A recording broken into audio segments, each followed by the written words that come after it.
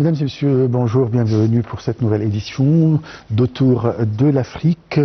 Lors d'un entretien tenu à Addis Abeba, le ministre chinois des Affaires étrangères, Wang Yi, s'est entretenu avec le ministre éthiopien, Abiy Ahmed, et le chef de la diplomatie éthiopienne, Gédéon Timotheos. Les deux parties ont réaffirmé leur engagement à mettre en œuvre les résultats du sommet de Beijing du Forum sur la coopération sino-africaine. La Chine et l'Éthiopie ont convenu d'approfondir leur coopération globale et de renforcer leur partenariat stratégique, notamment dans les domaines de l'économie, des infrastructures, de l'énergie et des transports. Elles ont également souligné l'importance de développer la coopération dans des secteurs émergents tels que l'économie numérique, le commerce électronique, l'intelligence artificielle et l'énergie verte.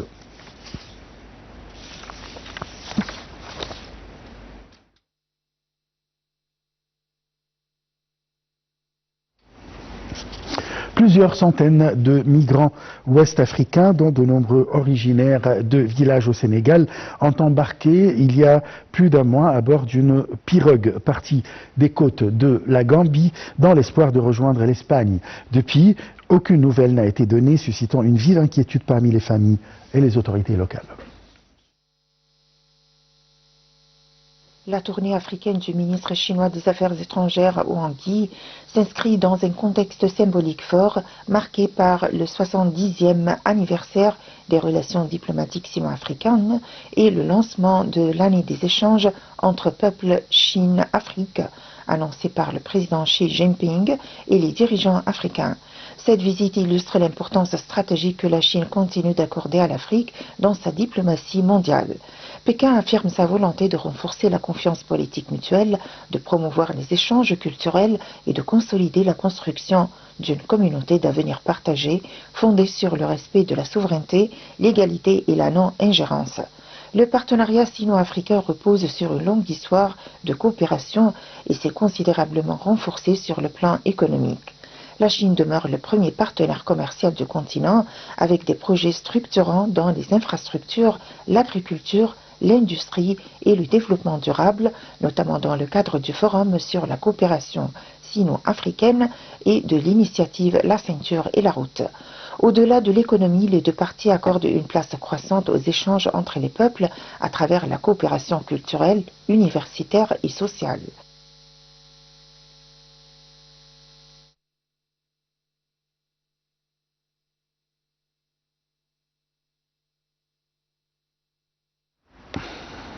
Alors c'était un reportage sur le ministre chinois des Affaires étrangères, Wang Yi, qui s'est rendu en Afrique du 7 au 12 janvier 2026 pour son premier voyage à l'étranger de l'année. Maintenant, je passe à un autre sujet.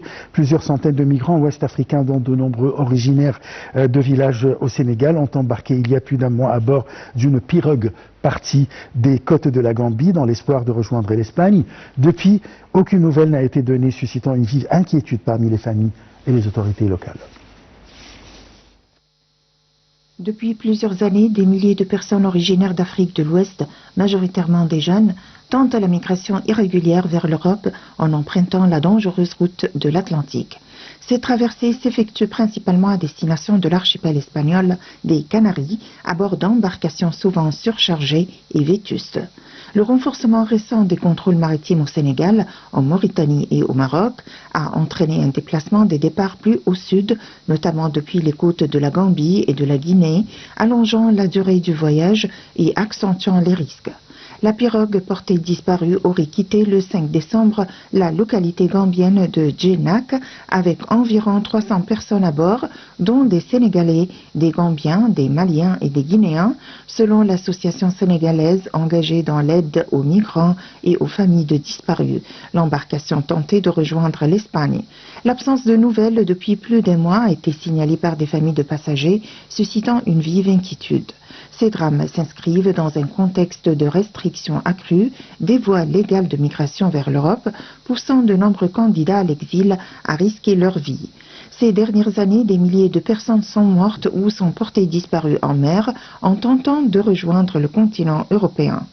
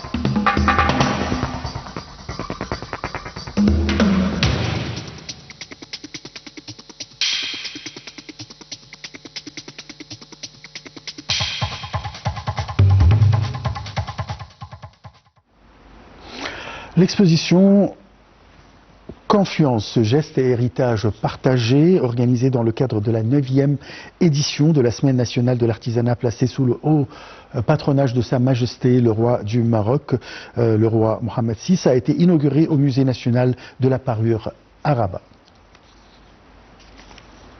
L'exposition Confluence, gestes et héritage partagé propose un parcours muséographique structuré autour des matières telles que le métal, le cuir, le bois, terre et textile envisagés comme de véritables langages d'expression.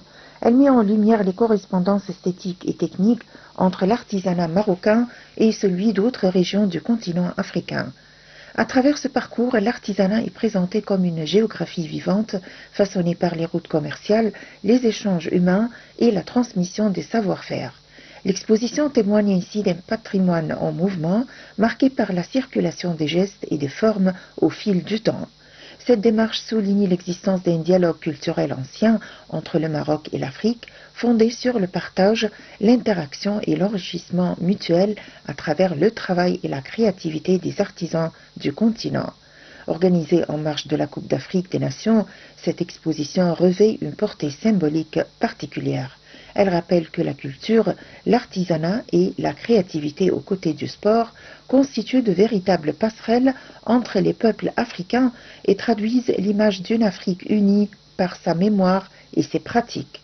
L'exposition met également en valeur le caftan marocain, reconnu comme un élément emblématique de l'identité culturelle et historique du royaume, tout en soulignant l'importance de transmettre cet héritage aux jeunes générations.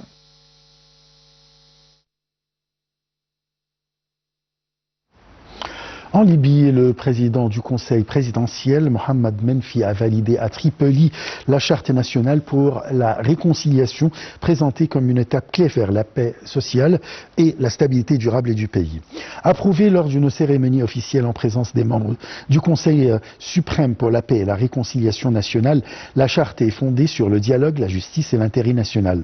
Dans son allocution, Mohamed Menfi a souligné qu'il s'agit du début d'une nouvelle phase exigeant l'engagement responsable de l'ensemble des acteurs libyens, insistant sur la nécessité de traduire ces principes en résultats concrets pour les citoyens.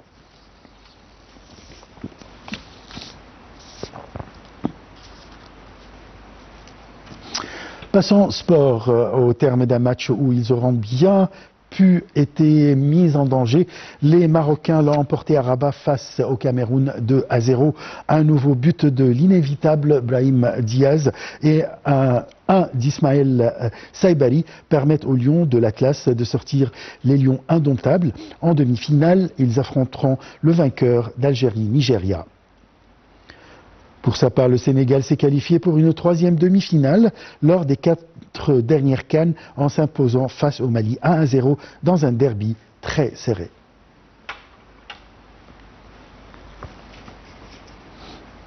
Fin de cette édition, merci de l'avoir suivi, très bonne journée. Au revoir.